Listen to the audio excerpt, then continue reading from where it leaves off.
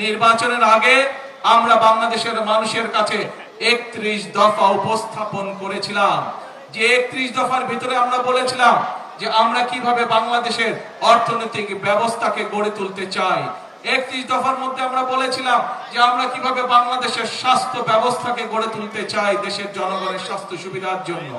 আমরা 31 দফার মধ্যে বলেছিলাম যে বাংলাদেশের শিক্ষা ব্যবস্থাকে কিভাবে আমরা ধীরে ধীরে গড়ে তুলতে চাই। আমরা বলেছিলাম সেই 31 দফার মধ্যে বাংলাদেশের মানুষের কর্মসংস্থানের জন্য কিভাবে দেশে শিল্প কলকারখানা সহ আমরা দেশের মানুষের বিভিন্ন রকমের তাদেরকে ট্রেনিং প্রদান করার মাধ্যমে আমরা একটি এমন অবস্থা গড়ে তুলতে চাই, এমন পরিবেশ গড়ে তুলতে চাই যেখানে আমাদের বেকারদের কর্মসংস্থানের ব্যবস্থা হবে। প্রিয় ভাই বোনেরা, আমরা বলেছিলাম এই দেশের কৃষিকে আমরা কৃষকদের পাশে দাঁড়াতে চাই। আমরা বলেছিলাম 31 দফার মধ্যে যে আমরা বাংলাদেশের অর্ধেক জনগোষ্ঠী হচ্ছে নারী, সেই নারীদেরকে অর্থনৈতিকভাবে স্বাবলম্বী করার জন্য আমরা তাদের পাশে দাঁড়াতে যাই। এবং প্রিয় ভাই বোনেরা, নির্বাচনের পরবর্তীতে আপনারা দেখেছেন এই সেই মাঠ, যে মাঠ থেকে আমরা এই সেই কড়াইলবাসী, এই সেই কড়াইল এলাকা যেখান থেকে আমরা আমাদের দেওয়া প্রতিশ্রুতির প্রথমটি আমরা শুরু করেছিলাম, এই সেই মাঠ।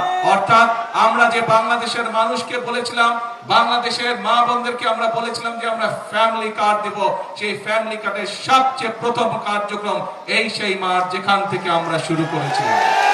প্রিয় ভাই বোনেরা, আমরা সেই সময় বলেছিলাম যে আমরা সরকার গঠন করতে সক্ষম হলে আমরা কৃষক ভাইদের পাশে দাঁড়াবো এবং 10,000 টাকা পর্যন্ত যে কৃষি ঋণ সুদ সহ আছে সেটিকে আমরা সুদ সহ কৃষি ঋণকে আমরা মওকুফ করব।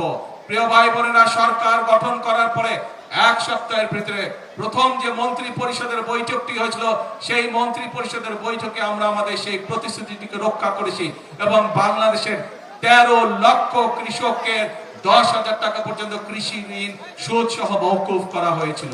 প্রিয় ভাই বোনেরা, আমরা বলেছিলাম যে আমরা বাংলাদেশ কৃষি প্রধান একটি দেশ। আমরা দেখেছি কিভাবে পার্শ্ববর্তী একটি দেশ থেকে কিভাবে নদীগুলোর উপরে বাঁধ তৈরি করে তারা পানির সংকটে তৈরি করেছে বাংলাদেশের জন্য। সেটি মানুষের ব্যবহারের জন্য যেরকম পানির সমস্যা, কৃষির জন্য সেই একই রকম পানির সমস্যা।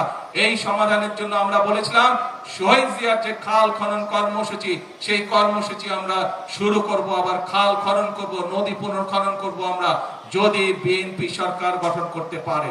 প্রিয় ভাই বোনেরা, আপনারা পত্র পত্রিকা সহ নিশ্চয়ই সামাজিক যোগাযোগ মাধ্যমে দেখেছেন আমরা সরকার গঠন করার পরে প্রথমেই আমরা প্রথম মাসের ভিতরেই আমরা যেমন ফ্যামিলি কার্ড করেছিলাম, একইভাবে আমরা খাল খনন কর্মসূচি শুরু করেছি এবং গত 6 মাসের ভিতরে আমরা প্রায় 900 কিলোমিটার খাল খনন করতে সক্ষম হয়েছি, যার মাধ্যমে বহু জেলার, বাংলাদেশের বহু জেলার বহু এলাকার মানুষ পানির সুবিধা যেমন পাচ্ছে, কৃষক ভাইরাও সেচের সুবিধা সেইভাবে একইভাবে পাচ্ছে।